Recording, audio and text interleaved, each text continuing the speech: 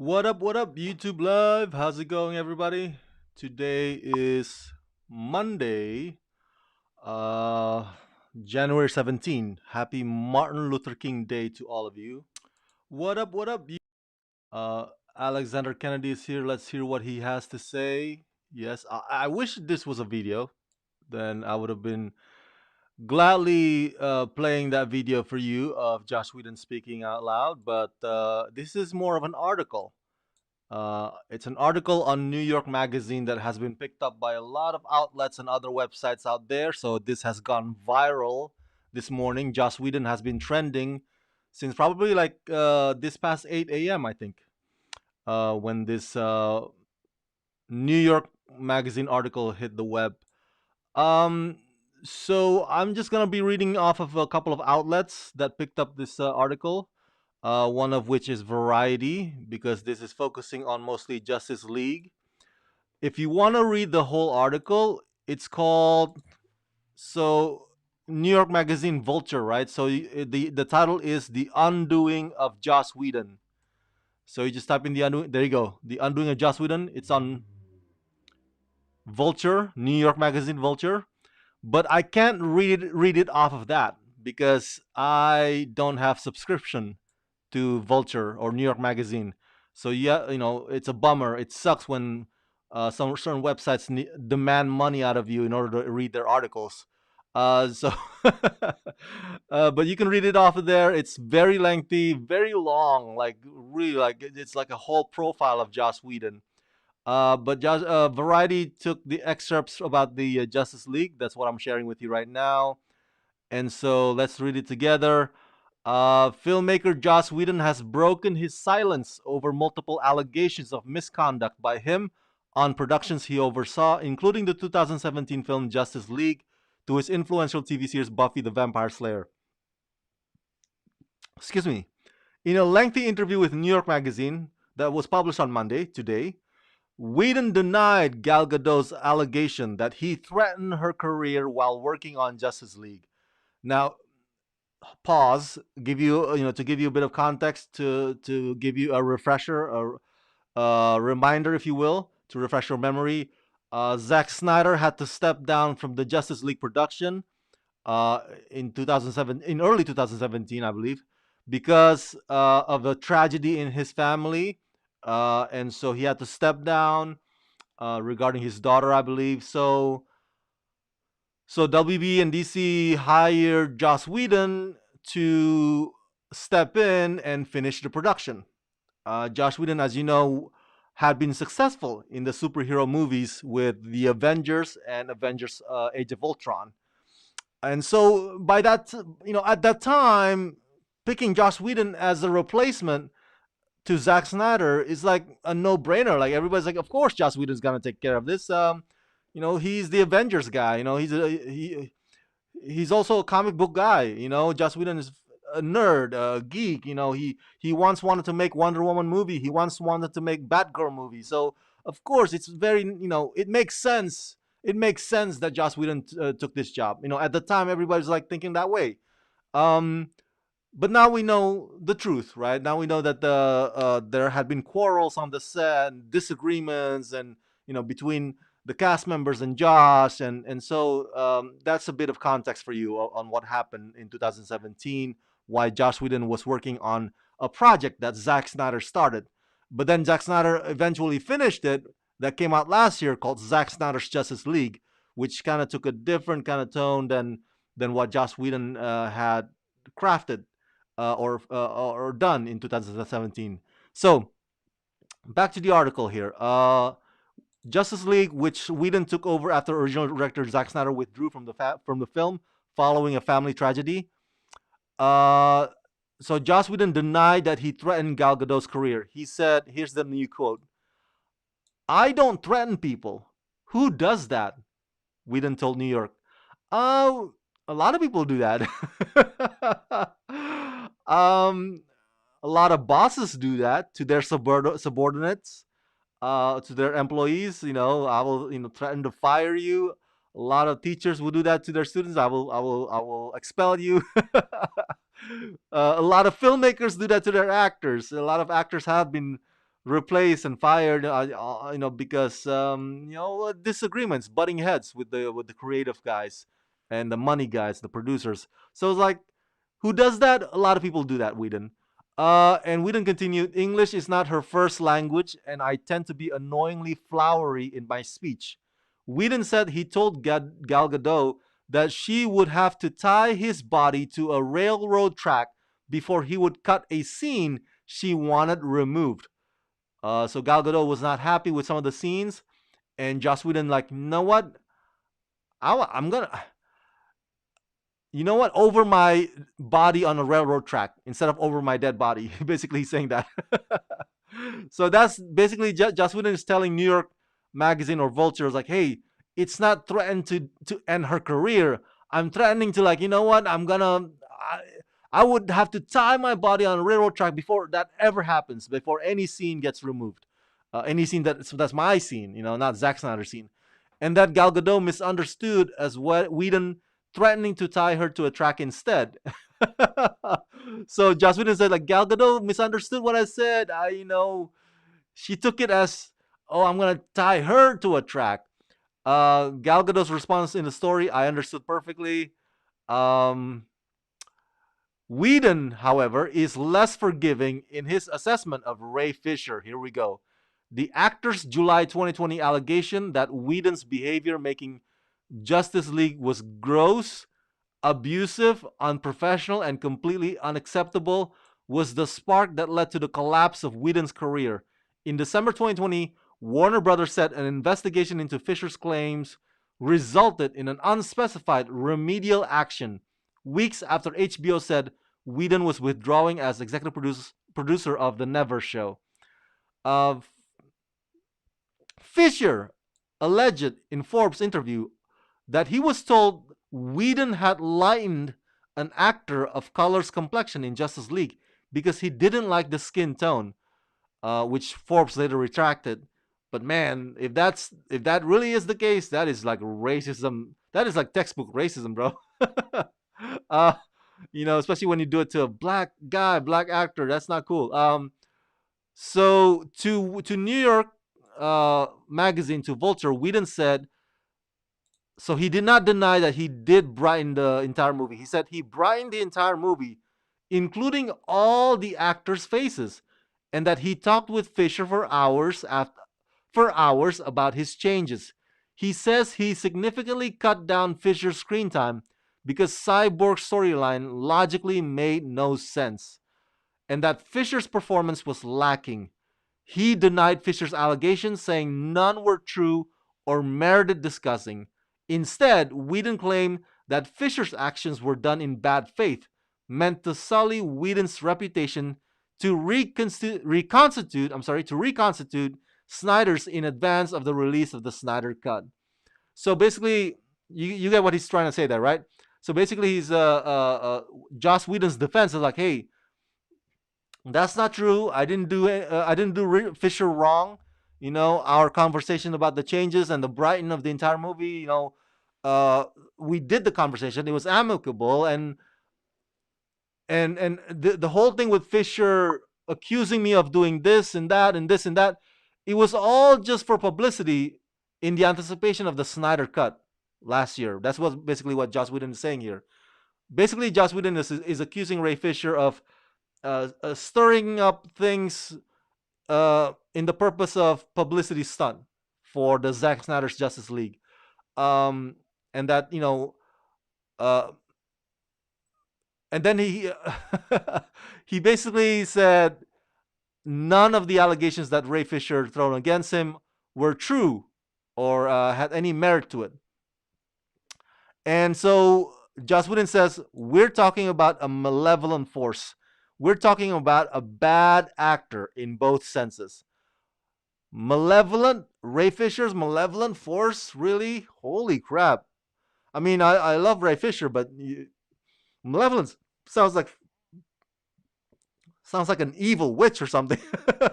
So it's like a powerful villain or something. Holy crap.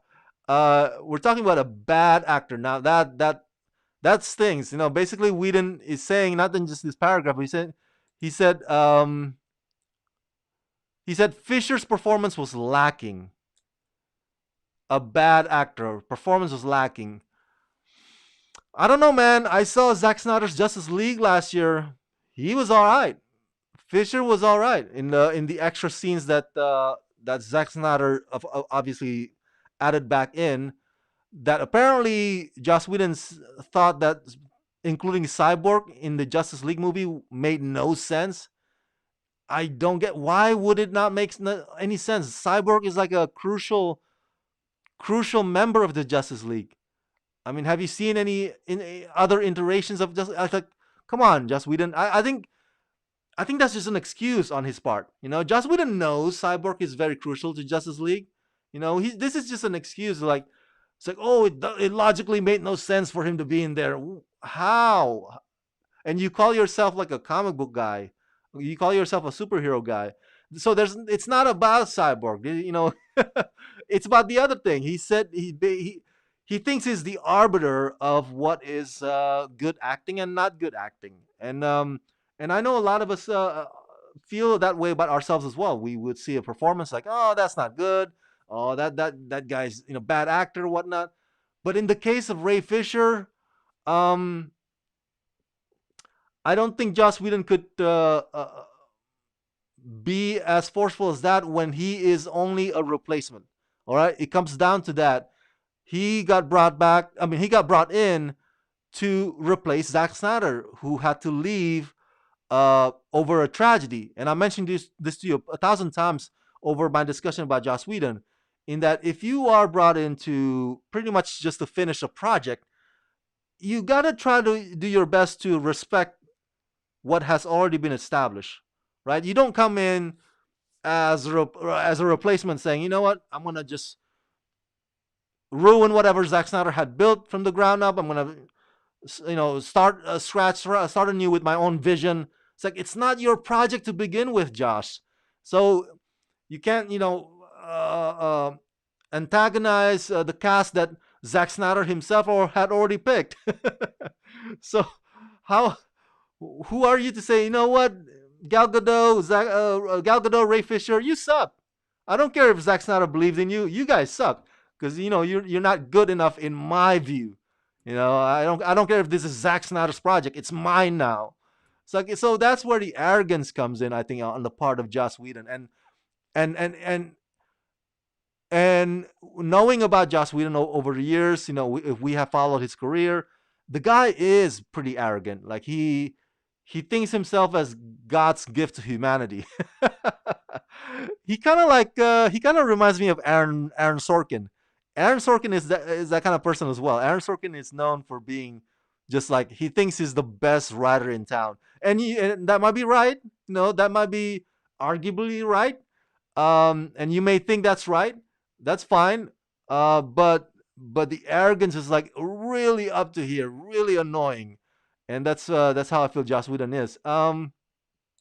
Alexander Kennedy, Ray Fisher was great in the Snyder cut. Whedon cut out all of Ray Fisher parts. I'm calling BS. Right, right. So I don't think it's about the Cyborg storyline logically made no sense. Of course it would make total sense. He's part of the Justice League. So it's just Joss Whedon trying to inject himself into what was not even originally his project to begin with. And I read in the rap said here, the rap also has an excerpt about the excerpt from the New York Magazine. Whedon claims that he light and Fisher's skin tone were false and unjust. Oh, okay, we got that. Noting that he gave the entire film a lighter and more colorful look in contrast to the metallic palette of Zack Snyder's original version. So that's another elaboration there. So, because remember I mentioned to you that he brought in the entire movie here, all right, including the actors' faces. In this quote, in the rap, he said, it goes even further. He said, it says that he gave the entire film a lighter and more colorful look in contrast to the metallic palette of Zack Snyder's original version, seen in the 4 hour Zack Snyder's Justice League. So, yeah, yeah, again, for the 1001 time, Joss Whedon wanted to make Justice League in his own image, vision, he came in thinking like, you know what, I'm just gonna uproot everything, man. And everybody, it's like, and I was like, dude, you can't do that. That's not your project to begin with. You're brought in to finish it. Now, I'm reminded of before we get to the next quote here. I'm reminded of the movie Bohemian Rhapsody. Remember that, the biopic movie about Queen and Freddie Mercury. Remember how Bryan Singer, was absent for a few days, AWOL, and then he also had many arguments with the star Rami Malek. And so what happened? Bryan Singer got fired, and 20th Century Fox at the time, 20th Century Fox, not 20th Century Studios, and they brought in Dexter Fletcher to replace Bryan Singer, and that was like, at the time they only had 2 weeks left of production, 2 weeks left of filming. So they already filmed a big chunk of the movie already. But Bryan Singer was just such a mess. And so they fired him. They brought in Dexter Fletcher, and Dexter Fletcher finished the film, followed the script. He probably did some tweaks here and there, but he didn't say, Dexter Fletcher never said, you know what? You know what? Oh man, I keep forgetting the name of the guitarist of Queen. Let's see here. He's famous. I should know this. Yes, Brian May. There you go. Dexter Fletcher never said, you know what? Brian May logically made no sense in this film. Maybe I should just cut down his scenes. How is that possible? How Brian May's part of the team. He makes total sense. So I'm giving you that example, to the most freshest recent example of a replacement brought in to replace another director. In the sense that Dexter Fletcher pretty much just uh, did what he was hired to do, finish the job. But Joss Whedon, his ego was so big, man. His ego just got in the way. He's like, oh my God, here's my chance now to do Justice League. You never gave me Justice League. I know it's not me, it's not mine to begin with, but I'm gonna take over. I'm gonna just do the whole thing. Everything's gonna be done my way now. So let's get back to let's see, where's the oh, this is the okay, this is the wrap. Okay. So okay, here's the wrap. Says the magazine cites other sources backing up Whedon, claiming that in test screenings, Cyborg was deemed the worst of all the characters in the film. So obviously, maybe I'm speculating that Cyborg is Joss Whedon's least favorite Justice League member. On top of that, he doesn't like Ray Fisher as an actor. So, thinking that he's in charge, he's like, you know what? I'm just going to completely cut down Cyborg altogether. Well, not altogether, but a big chunk of it.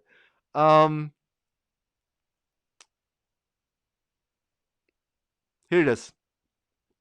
Regarding some fan speculation that Fisher's comments were part of a coordinated attack on Whedon, the filmmaker said, I don't know who started it. I just know in whose name it was done, nodding to Snyder. Whedon then went on to discuss the attacks against his feminism by Snyder fans online. They don't give an F about feminism. I was made a target by my ex-wife, and people exploited that cynically. Whedon reference to a 2017 open letter penned by his ex-wife Kai Cole that accused him of, among other things, infidelity and questioned his feminism. We got through the Gal Gadot now. Here it is. The filmmaker Joss Whedon claims there was a clash of styles when he stepped in to direct the reshoots, as Zack Snyder encouraged the actors to ad lib. Ad lib means to improvise dialogue, while Whedon expected them to stay I'm sorry, to say their lines as written. So Whedon says Zack Snyder encouraged actors to improvise, but I never do that.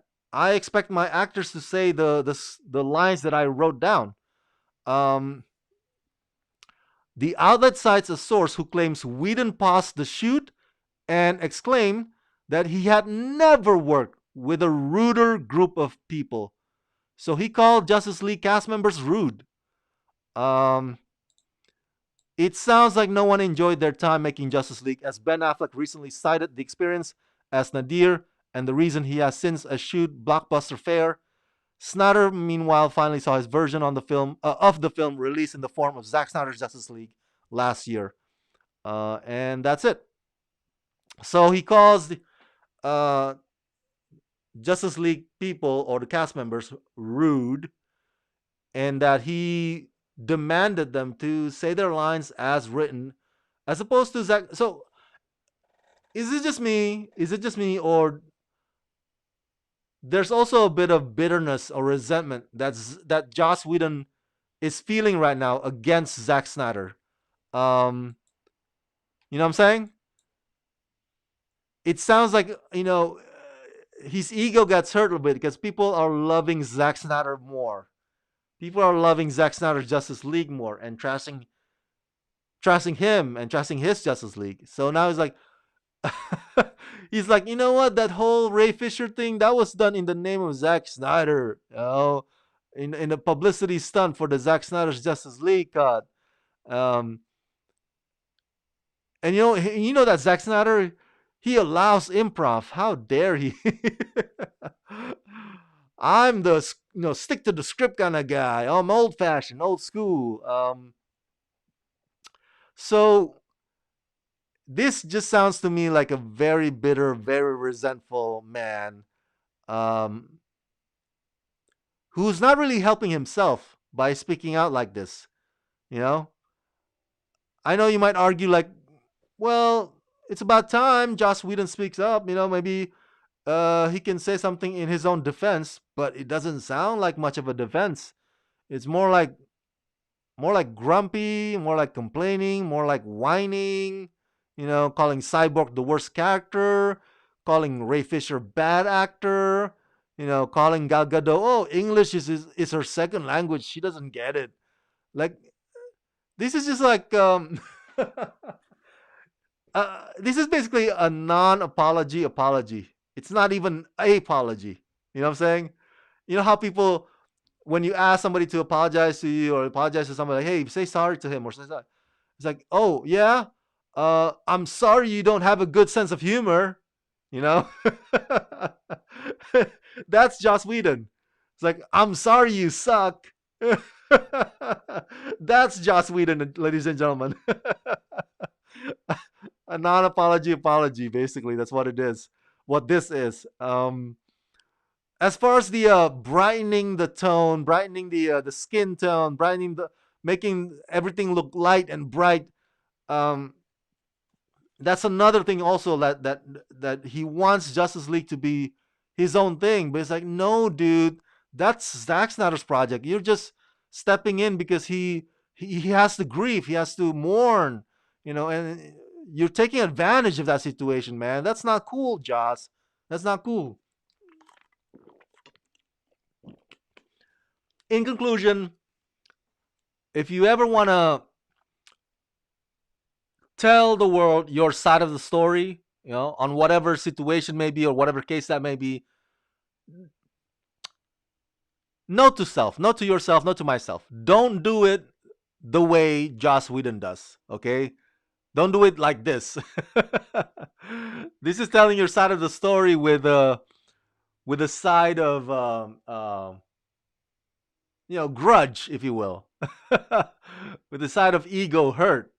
Like I said, non-apology apology. That's what it is.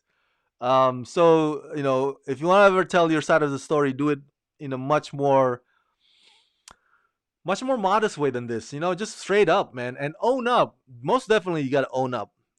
Some people find power in deny, deny, deny, and this is deny, deny, deny. What Josh Whedon is doing. It makes you much of a better person if you just like own up. Hey, you know what?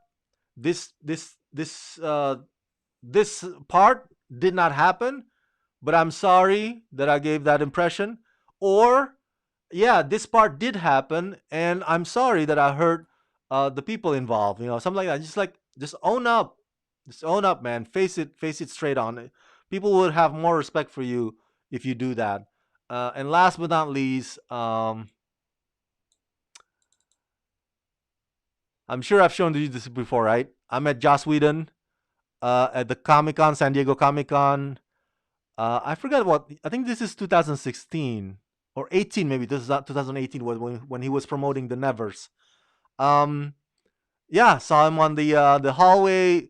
I gotta say, despite how we may feel about Joss Whedon right now, um, two things can be true, right? Two things can be true, and the other thing that the one thing that can be true is that Joss Whedon is a dick, an a-hole.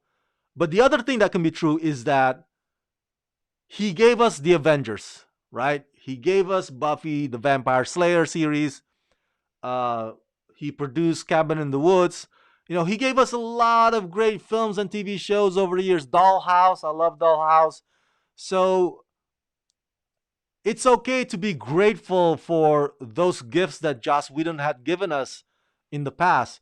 Just because we now know that he's a dick doesn't mean that, oh my God, I'm gonna boycott everything he everything he ever made. I'm gonna throw away my the Avengers Blu-ray into the trash can and burn it, whatever. No, you can still like his stuff. You can still like his stuff. Two things can be true. He was a fantastic filmmaker. He was a fantastic showrunner. Yeah, he was a dictator. He was a jerk to his cast on Buffy and apparently on Justice League, but he was good at what he did, or still too what he does. So two things can be true. It doesn't mean that you have to like forever um kind of like take your Josh Whedon poster off the wall, or whatever, if you have one. Oh, one final thing, to end on a good note. Ta-da! And I also met Zack Snyder. Ah, what a gentleman. I met him also at San Diego Comic Con. This is outside of Omni Hotel, I believe. Um, but yeah, he was just chilling there. I was like, "Hey, can I get a picture?" And this was before Batman versus Superman: Dawn of Justice. I believe this was when he was promoting Sucker Punch. I believe, if I'm not mistaken. So look at him, look at me. I'm so skinny.